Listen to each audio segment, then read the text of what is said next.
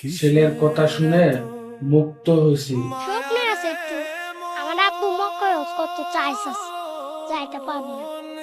কত রে 1 লাখ টাকার একটা টিকিটই লাগে।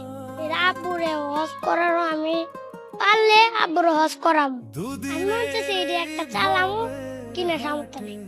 এই চালায় এর দাম বেশি ভাই, স্কিটের দাম এই 8-10 হাজার টাকা একটা। এরা বড় লোক, আমরা গরিব একই ভাই। একদিন আল্লাহ বড় লোক মানে গো গরিব মানুষ হয়।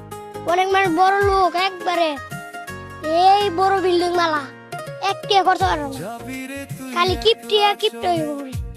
অনেক মানুষ আছে বড় লোক হইলে কিপটামো করে না, অনেক মানুষ সাহায্য করে গিপো করে টাকা।